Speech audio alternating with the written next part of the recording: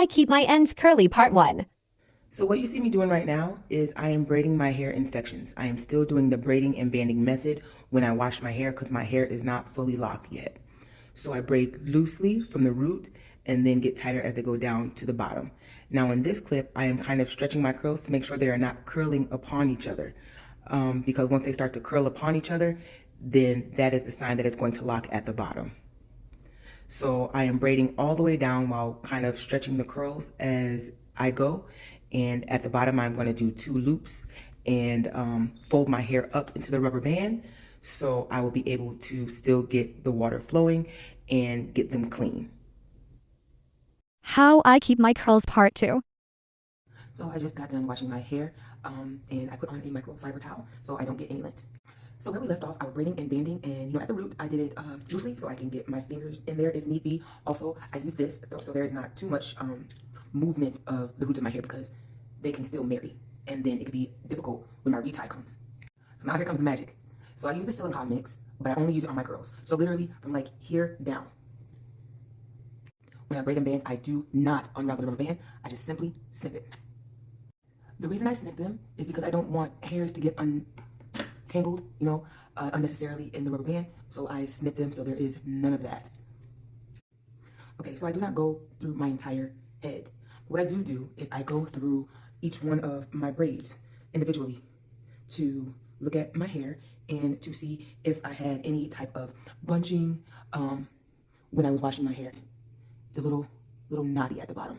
So what I do is I will take that, since I see it, I put conditioner on it, and I just simply unravel that little bottom. That's it. Because I do not want the curls to curl upon themselves. That's how your locks close. And that's it. That's how I keep my curls. Also in this instance, in the last video, you seen that I used my wig pen, or that I said that I used my wig pen. This is a situation where you would just use your wig pen, because you see how easy that was? One time. That's it. Boom. My curl is there. This was all of the hair that I lost in that process, and that is what I do. Now again, I say that process is not for everyone because it took me about an hour. Again, you make the time for the things that you want, and I want to keep my curly ends as long as possible. Also, I still have volume, I still have fluff, and it's not even dry yet. We're about, I would say, 40% dry. It's still really damp in there, and so the more it dries, the fluffier it will be. Let's see. Again, the tools that I used was a wig pen, and also because I just washed it, I used the silicone mix, and then I went through and I did what they call pop your locks, which is basically just pulling them apart so the straggly hairs don't marry each other. My retie is in the morning with tea leaf, so just getting prepared for that. So what I have done is gone through each individual braided section that I had when I did my wash, and I looked at each lock. I made sure that there was not excessive bunching, and I made sure that my ends weren't sealed. This was all of the hair that I lost in that process, and that is what I do to keep. And I had to redo a few.